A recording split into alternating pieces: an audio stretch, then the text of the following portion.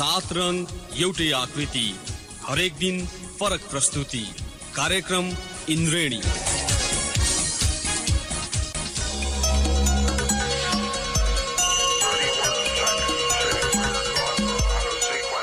नमस्कार श्रोता, रेडियो कान्तिपुरको नियमित प्रस्तुति इन्द्रेणीमा यहाँलाई स्वागत छ। आज बिहिबार हामी आर्थिक गतिविधि समेटिएको इन्द्रेणी लिएर उपस्थित भएका छौं। सदाझै आज पनि कार्यक्रममा हामी साताभरका आर्थिक समाचार, केही कृषि सम्बन्धी समाचार तथा समसामयिक विषयमा एउटा अन्तर्वार्ता प्रस्तुत गर्नेछौं। कार्यक्रम सुरु गरौं साताभरका प्रमुख आर्थिक समाचारबाट। अर्थमन्त्री युवराज खतिवड़ाले 5 करोड़ रुपियाँ भन्दा कमको प्रत्यक्ष वैदेशिक लगानी गर्न नपाइने सीमा हटाउने बताउनु भएको छ। अर्थ मन्त्रालयमा बुधबार Swiss investment fund for emerging मार्केट्सका अध्यक्ष तथा नेपालका लागि स्विजरल्याण्डका पूर्व राजदूत जर्ज फ्राइडे नेतृत्वको टोलीसँगको भेटमा अर्थमन्त्री खतिवड़ाले थ्रेसहोल्ड सम्बन्धी व्यवस्था संशोधनको छलफल अगाडि बढेको बताउनुभयो। गत जेठमा मन्त्री परिषदले विदेशी लगानीको न्यूनतम सीमा 5 करोड़ रुपियाँ हुनुपर्ने व्यवस्था गरेको थियो। यो सीमा हटाउन नेपालस्थित द्विपक्षीय तथा बहुपक्षीय 18 दात्री निकायले सरकारलाई पत्राचार समेत गरिसकेका छन्।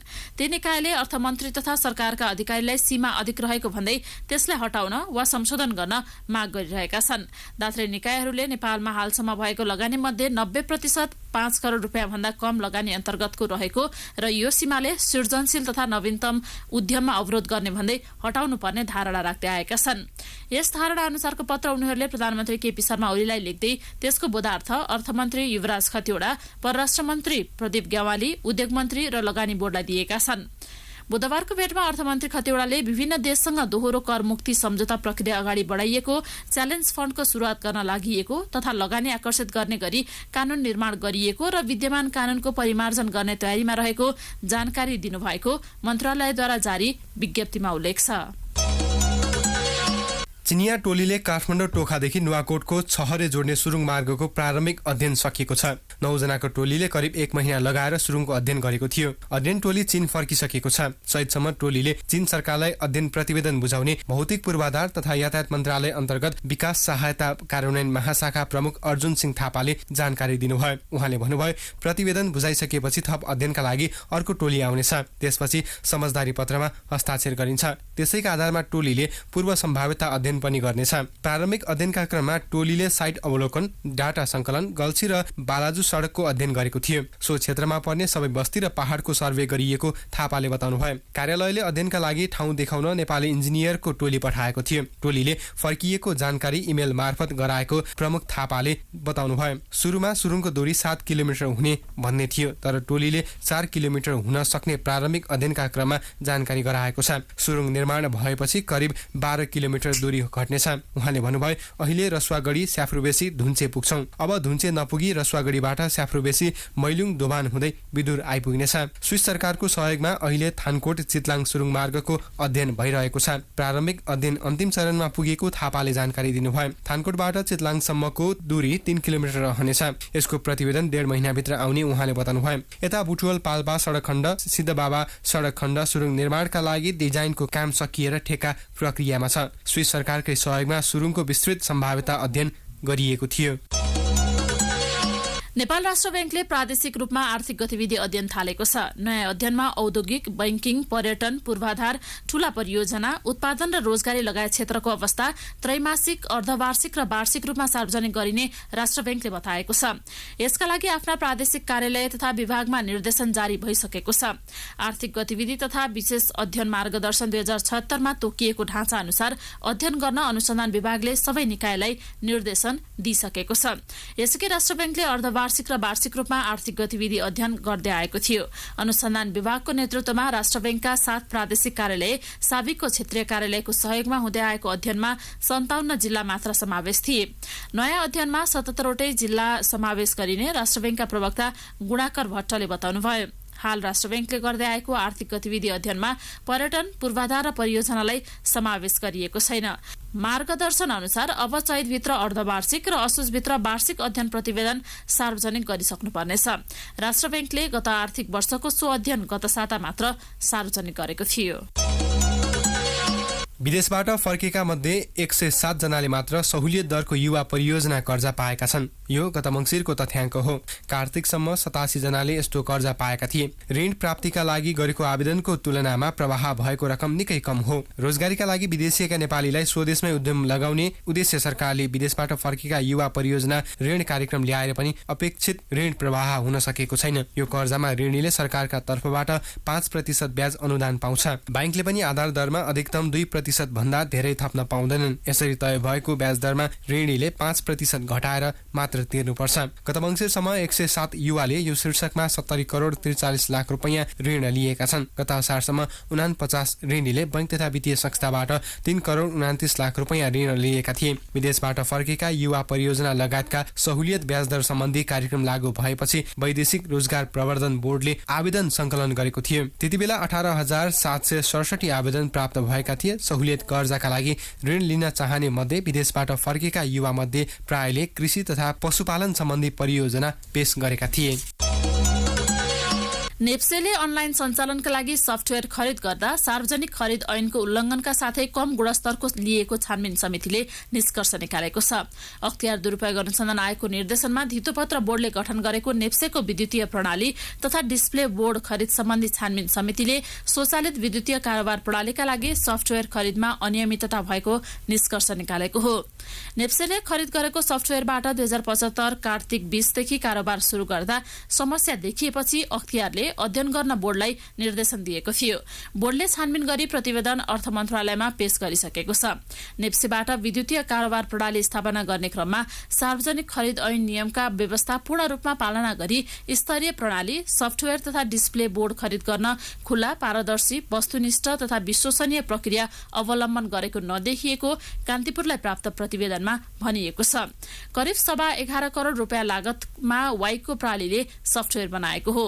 अनलाइन प्रणाली सञ्चालनमा ल्याएको लामो समयसम्म पनि प्रयोगकर्ता स्वीकार परीक्षणकै चरणमा रहेको तथा गम्भीर प्रकृतिका कमी कमजोरी देखिएको प्रतिवेदनमा उल्लेख छ।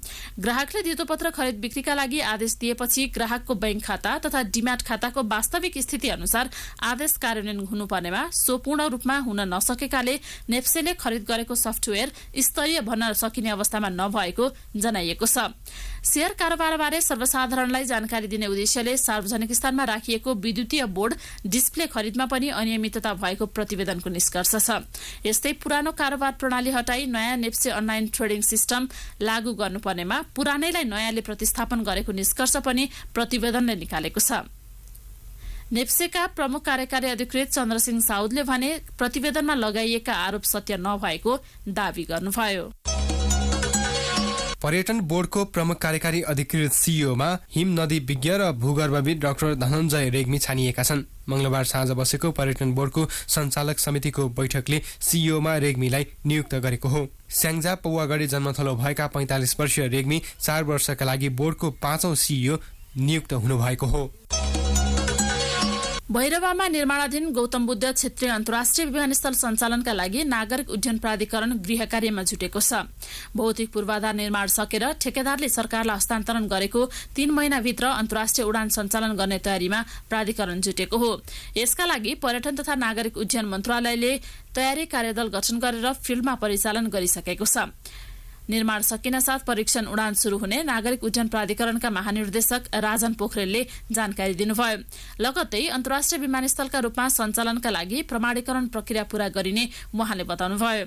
उहाँले भन्नुभयो, यसका लागि आवश्यक गृहकार्य थालिसकेका छौं। निर्माण सम्पन्न भएको 3 महिनाभित्र सञ्चालनमा ल्याउन कार्यदल परिचालन गरिएको छ। कार्यदलमा नागरिक उड्डयन प्राधिकरण अन्तर्गत 1 दर्जन भन्दा धेरै विषयका प्राविधिक छन्। कार्यदलले 1 सप्ताहदेखि विमानस्थलको भौतिक पूर्वाधार निर्माण गर्ने चिनिया ठेकेदार company north west civil aviation airport construction group तर्फको आयोजना र एयर ट्राफिक सञ्चार र मौसम व्यवस्थापनका लागि उपकरण जडानका लागि थाइल्याण्डको एरोथाई कम्पनीले लिएको अर्को ठेक्काको स्थलगत अध्ययन शुरू गरेको छ। विमानस्थललाई अन्तर्राष्ट्रिय मापदण्ड अनुरूप बनाउन तयार गर्नुपर्ने संरचना, त्यसमा आउन सक्ने समस्याबारे अध्ययन गरी यथाशीघ्र सञ्चालनमा ल्याउन सकिने वातावरण तयार पार्न कार्यदल जुटेको हो। सुन्दै हुनुहुन्थ्यो 7 हप्ताका प्रमुख आर्थिक समाचार।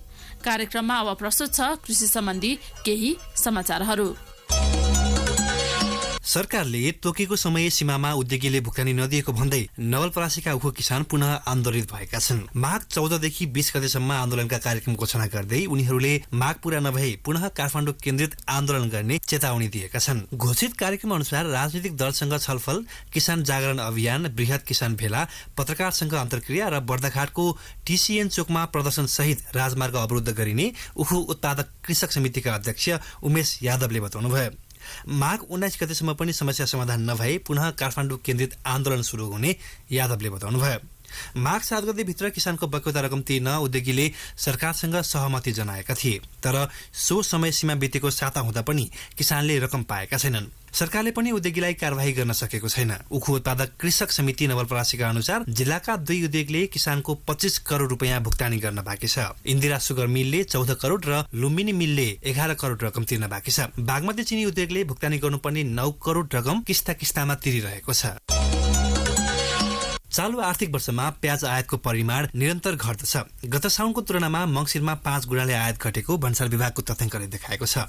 साउनमा 45 करोड 98 लाख 30 हजार रुपियाँको 1 करोड 49 लाख 2 हजार किलो प्याज भित्रिएकामा मङ्सिरमा 32 लाख 17 हजार किलो मात्र आयात भएको छ। साउनमा यो भन्दा 72 लाख 75 हजार किलो कम आयात भएको हो। भारतले प्याज निर्यात बन्द गरेपछि साउन भन्दा यो 72 लाख 75 हजार किलो कम हो। भारतले प्याज निर्यात बन्द गरेपछि प्याजको आयात परिमाण घटेको हो। भदौमा 54 करोड 75 लाख 32 हजार रुपियाँको 1 करोड 49 लाख 16 हजार किलो प्याज आयात भएकामा 76 लाख 3 हजार किलो घटेर असोजमा 38 करोड 94 लाख 61 हजार रुपियाँको 73 लाख 13 हजार किलो मात्र प्याज भित्रिएको विभागको तथ्याङ्क छ। कार्तिकमा भने 19 करोड 9 लाख 70 हजार रुपियाँको 48 लाख 22 हजार किलो प्याज नेपाल भित्रिएको थियो। भारत सरकारले निर्यातमा प्रतिबन्ध लगाएपछि आयात घट्नु स्वाभाविक भएको भन्सार विभागका सूचना अधिकारी शिशिर घिमिरेले बताउनुभयो। चालु आर्थिक वर्षमा 1 अर्ब 78 करोड 83 लाख 7 हजार रुपियाँको 4 करोड 51 लाख 71 हजार किलो प्याज भित्रिएको छ। यसमध्ये भारतबाट 1 अर्ब 58 करोड 19 लाख 29 हजार रुपियाँको 4 करोड 20 लाख 20 हजार किलो प्याज आएको छ। चीनबाट 2 करोड 59 लाख 9 हजार रुपियाँको 31 लाख 39 हजार र नामिबियाबाट साउनमा मात्र 3 लाख 87 हजार रुपियाँको 12 हजार किलो प्याज आयात भएको थियो। अहिले भारत र चीनबाट दैनिक 40 देखि 50 टन प्याज आइरहेको कालीमाटी फलफुल तथा तरकारी बजार विकास समितिका सूचना अधिकारी विनय श्रेष्ठले जानकारी दिनुभयो। कञ्चनपुर र कैलालीमा डढुवा रोगका कारण आलु खेती प्रभावित भएको छ। लगातारको वर्षा र चिसोले पछिल्लो समय आलु लगायत टमाटर खेतीमा डढुवा रोगको प्रकोप बढेको हो। तापक्रम अत्यन्तै न्यून हुने र वातावरणमा आर्द्रता बढ्दा माटोमा रहेको ढुसी सक्रिय भई डढुवा रोग लाग्छ।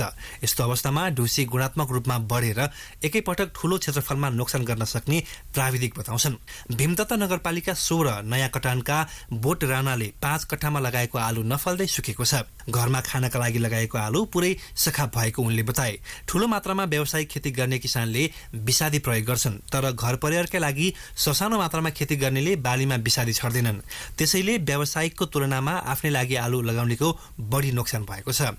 यही परिमाण पनि ठूलो रहेको कृषि ज्ञान केन्द्र कञ्चनपुरले जनाएको छ। कैलालीमा 5000 र कञ्चनपुरमा 1750 हेक्टरमा आलु खेती गरिने ज्ञान केन्द्रको भनाइ छ। दुवै जिल्लाको तथ्याङ्क अनुसार 20% भन्दा बढी आलु डढुवा रोगका कारण प्रभावित भएको ज्ञान केन्द्र कञ्चनपुरका प्रमुख रामचन्द्र भट्टले बताउनुभयो। गरिमा जातको धानको बिउ नक्कली भएको पुष्टि भए पनि सरकारले आयातकर्तालाई कारवाही र किसानलाई क्षतिपूर्ति दिलाउन आलटाल गरेको छ। कृषि अनुसन्धान परिषद नाकले गत असोजमै नक्कली भएको पुष्टि गरे पनि 4 महिना बित्दा समेत किसानले क्षतिपूर्ति पाएका छैनन्। नक्कली बिउ आयातकर्ता दाङ स्थित सनराइज एग्रिकल्चर रिसर्च सेन्टर पालेलाई पनि कारवाही भएको छैन। राष्ट्रिय कृषक समूह महासंघका संस्थापक अध्यक्ष उद्धव अधिकारीले भन्नुभयो, क्षतिपूर्तिको हकमा सरकार निरीह देखियो। गरिमामै सरकारबाट अपहेलित भएको पुष्टि भएको छ। यस्तो अवस्थामा किसानको प्रगति कसरी होला? किसानलाई क्षतिपूर्ति दिलाउने र आयातकर्तालाई कारवाही गर्ने दायित्व तालुक कृषि तथा पशुपन्छी विकास मन्त्रालय हो। तर मन्त्रालय आफू पन्छिँदै थप अनुसन्धान गर्न वाणिज्य आपूर्ति तथा उपभोक्ता संरक्षण विभागलाई जिम्मा लगाएको छ। मन्त्रालयले बिउ बिजन ऐन संशोधनका क्रममा रहेको जनाउँदै विभागलाई जिम्मा लगाएको हो। उपभोक्ता संरक्षण ऐन 2075 अनुसार विभागले आयातकर्तालाई मात्र कारवाही गर्न सक्छ, किसानलाई क्षतिपूर्ति दिलाउन सक्दैन। विभागले गत पुस 20 मई फाइल बुझे पनि आयातकर्तालाई कारवाही गर्न अनुसन्धान अधिकृत तोकेको छैन। अनुसन्धान अधिकृत तोक्न नसक्दा बयानको प्रक्रिया नै अघि बढेको छैन। विभागका महानिर्देशक नेत्र सुवेदीले भने अनुसन्धान भइरहेको र नतिजा आएपछि सार्वजनिक गरिने जानकारी दिनुभयो। महानिर्देशक सुवेदीले अनुसन्धान भइरहेको दावी गरे पनि विभागका प्रवक्ता नोख बहादुर बस्यालले भने छलफल प्रक्रिया पूरा गरेर मात्रै कारबाहीका लागि अनुसन्धान अधिकृत तोकिने बताउनुभयो। साताभरका प्रमुख आर्थिक समाचार तथा कृषि सम्बन्धी केही समाचार हामीले प्रस्तुत गर्यौं। कार्यक्रममा अब भने पालो भएको छ ब्रेकपछि हामी भ्रमण वर्ष 2020 को सन्दर्भमा नेपाल पर्यटन बोर्डका सञ्चालक समिति सदस्य तथा टानका पूर्व अध्यक्ष दीपक महतसँग गरिएको कुराकानी लिएर उपस्थित हुनेछौं। 7 रङ एउटै आकृति, हरेक दिन फरक प्रस्तुति। कार्यक्रम इन्द्रेणी।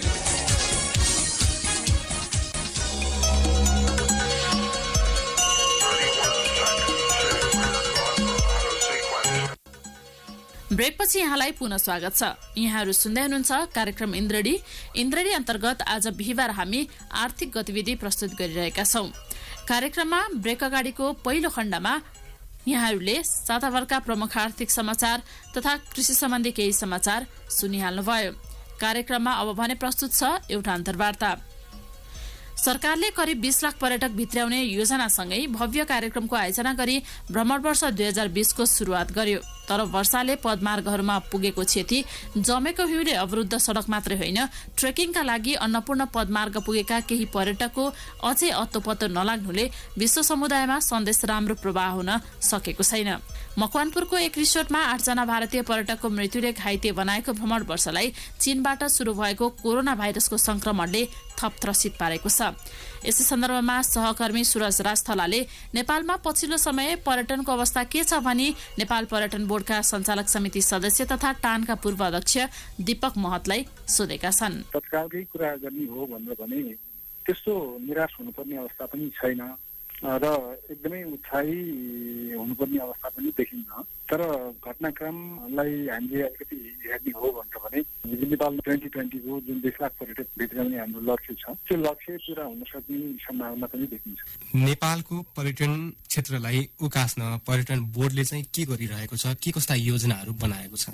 विशेष गरिकन पर्यटन बोर्डको स्थापना र यसको उद्देश्य भनेर भनेको चाहिँ नेपालमा भएका हाम्रा गन्तव्यहरू र नेपालमा सम्भव हुने चाहिँ पर्यटकीय गतिविधिहरूलाई बढीभन्दा बढी मात्रामा विदेशी पर्यटकहरू विदेशी मुलुकहरूमा यसको प्रचार प्रसार गर्ने यसको उद्देश्य रहिआएको छ सुरुदेखि नै, स्थापना कालदेखि नै। त्यसै अनुकूल यसले देशभित्र पनि आफ्ना गतिविधिहरू चलाइराखेको छ र त्यसका अतिरिक्त विदेशमा विशेष गरिकन पर्यटकीय आगमनको हिसाबले पर्यटकीय उद्यम बजारहरू भनेर चाहिँ हामीले जसलाई लक्षित गरेका छौँ, त्यस्ता सहरहरू, त्यस्ता चाहिँ देशहरूमा हामी विभिन्न खालका सेल्स मिसनहरू लिएर गइराखेका छौँ। विभिन्न खालका ट्राभल फेयरहरूमा निजी क्षेत्रलाई दिएर निजी क्षेत्रसँगको साझेदारीमा नेपालको प्रचार प्रसार गर्ने र नेपालको प्याकेजहरू बेच्ने, नेपालको गन्तव्य प्रवर्तन गर्ने कामहरू हामीले निरन्तर गरिरहेका छौँ। जुन भिजिट नेपाल 2020 सफल बनाउन नेपाल पर्यटन बोर्डले गरिरहेको प्रचार प्रसारको काम चाहिँ पर्याप्त छ कि यसमा अझ के थप गर्नुपर्ने देखिन्छ? अब पर्याप्त भन्ने कुरो त अब यो सम्भव, अब कतिलाई पर्याप्त भन्ने, कतिलाई पर्याप्त नभन्ने, तर हामीले जुन लक्ष्य हासिल गरिराखेका छौँ, लक्ष्य चाहिँ बोकिराखेका छौँ, त्यो लक्ष्यलाई हामीले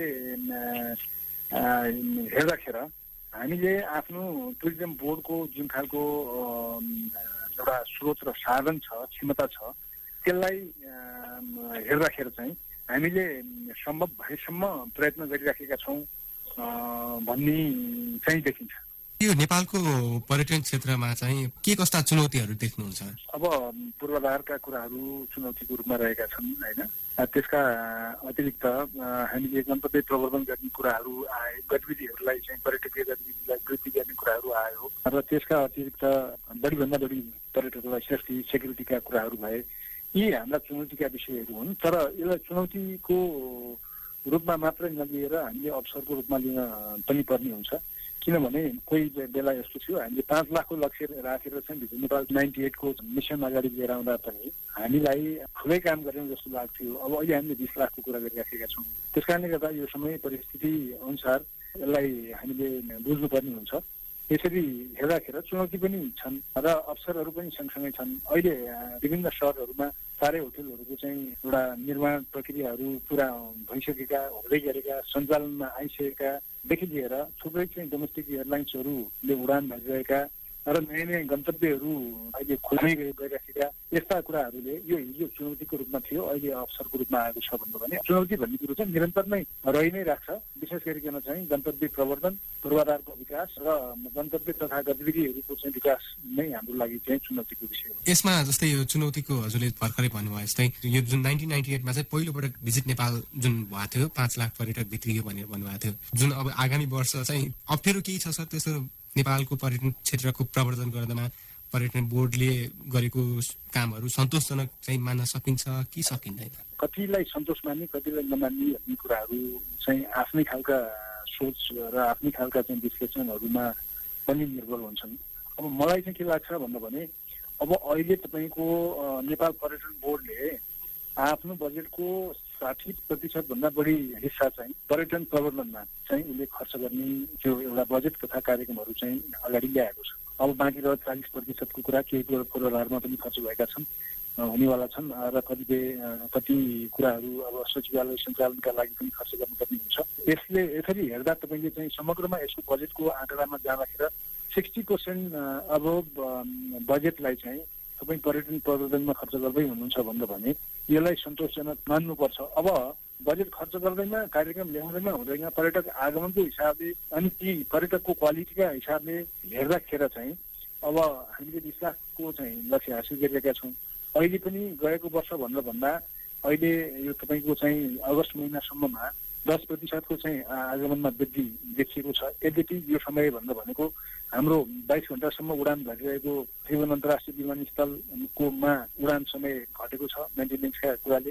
धेरै पर्यटक ओसारिरहेको जेट एयरवेजले चाहिँ उडान बन्द गरेको अवस्था छ र यस्तो स्थितिमा पनि हामी 10% चाहिँ वृद्धि हासिल गरिरहेका छौँ भन्दा भने अब यस्ता धेरै सम्भाव्य समस्याका चाहिँ अवस्थाहरूलाई हामीले टाल्न खोजिरहेका छौँ र 2020मा एयरपोर्ट केही नभए पनि 22 घण्टा चाहिँ निरन्तर रूपमा चल्ने अवस्थाहरू हुन्छन्।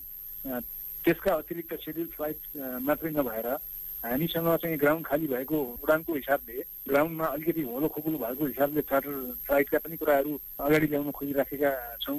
यसका अतिरिक्त भैरवा एयरपोर्ट चाहिँ सञ्चालनमा आउँदैछ। भैरवा एयरपोर्ट सञ्चालनमा आएपछि काठमाडौँ एयरपोर्टले धान्न नसकेको उडानहरू त्यतातिर डाइभर्ट हुन सक्ने सम्भावनाहरू छन् र यसरी हेर्दाखेरि र चाहिँ विभिन्न खालका तारे होटलहरूको चाहिँ विकासहरू निर्माणहरू पनि तीव्र गतिमा अगाडि बढिराखेको स्थितिमा, लगानीकर्ताहरू आकर्षित भइराखेको स्थितिमा, पर्यटनप्रति लगानीकर्ताहरूको आकर्षण बढिरहेको स्थितिमा यो सन्तोषजनक छैन भनेर भन्न त मिल्दैन होइन। तर अब मैले अघि सुरुमा भने अब हेर्ने दृष्टिकोण आफ्नो हुन्छ। त्यो अनुसार कतिपयको चाहिँ दृष्टिकोणमा यो सन्तोषजनक भएन कि भन्ने पनि हुनसक्छ। तर समग्रमा चाहिँ हामीले हेर्ने हो भन्दा भने यसलाई सन्तोषजनक मान्नुपर्छ। नभएका, नपुगेका, गर्नुपर्ने थुप्रै कामहरू छन्। अब त्यसैका आधारहरूमा चाहिँ असन्तोष मानेर हुँदैन, ती नभएका कुराहरूलाई पुरा गर्दै जाने हो। 2020मा चाहिँ 20 लाख पर्यटक भनेर सरकारको लक्ष्य छ। अङ्कमा मात्र 20 लाख पुर्याउने हो कि पर्यटकहरूको चाहिँ बसाइ लम्ब्याएर के छ सर त्यसमा योजनाहरू? यस्तो छ, अब 2020मा चाहिँ अङ्कको हिसाबले त 20 लाख भयो नै, तर यसलाई चाहिँ गुणात्मक हिसाबले पनि हामीले फाइदा लुट्नुपर्छ भन्ने उद्देश्य रहेको छ। एउटा पर्यटकले $65 खर्च गराउने लक्ष्य यसमा राखिएको छ। त्यस हिसाबले चाहिँ वर्षभरिमा 20 लाख पर्यटक आए र $65 उसको चाहिँ खर्च हुन्छ र बसाइ अवधि चाहिँ 15 दिनसम्मको लक्ष्य राखिएको छ। त्यसो गरियो भनेर भने लगभग 2 खरब जतिको ट्रान्जेक्सन चाहिँ टुरिज्म सेक्टरले गर्ने अवस्थाहरू देखिन्छ। यसमा के छ भनेर भने अब अलिकति बढी समुदायमा आधारित पर्यटन अगाडि बढाउन सकियो भनेर भने, समुदायलाई यसले चाहिँ कन्ट्रिब्युट गर्न सकियो भने, लगानीकर्ताहरूले यसबाट पर्याप्त चाहिँ मुनाफा प्राप्त गर्न सक्ने अवस्था रह्यो भनेर भने त्यतिखेरको अवस्थामा चाहिँ यो साँच्चै नै सफल भएको मान्नुपर्छ। तर अब समुदायमा पनि यो पुगेन अथवा चाहिँ मास बेसको टुरिज्मको मात्रै कुरा गरेर लगानीकर्ताहरूले सन्तोष गर्ने अवस्थाहरू भएन भने त्यो स्थितिमा चाहिँ क्वालिटी टुरिज्म हामीले क्वालिटी सर्भिस सप्लाई गर्न सकेनौँ भन्दा भने त्यस स्थितिमा सङ्ख्याले मात्रै चाहिँ केही गर्ने अवस्था छैन। तपाईँले चाहिँ एकदमै चाहिँ राइट क्वेसन रेज गर्नुभएको छ। हामीले क्वालिटी पनि सँगसँगै प्राप्त गर्ने उद्देश्य लक्ष्य प्राप्त गर्नुपर्छ। त्यसो भयो भन्दा भने यो पूर्ण रूपमा सफल भएको मान्नुपर्छ। सुन्दै हुनुहुन्थ्यो नेपाल पर्यटन बोर्डका सञ्चालक समिति सदस्य तथा टानका पूर्व अध्यक्ष दीपक महतसँग गरिएको यो कुराकानी। हवस् त श्रोता, यिनै प्रसङ्गसहित आर्थिक गतिविधि समेटिएको इन्द्रणी आजलाई यहीँ सकिन्छ। फरक विषयवस्तु समावेश भएको इन्द्रणी लिएर भोलि पुनः उपस्थित हुने नै छौँ। तबसम्म न्युज डेस्कका सम्पूर्ण सहकर्मी सहित म प्रतीक्षा बिदा हुन्छु। नमस्कार, शुभरात्रि। सूचना र मनोरञ्जनको सम्वाहक रेडियो राष्ट्रको रेडियो कान्तिपुर।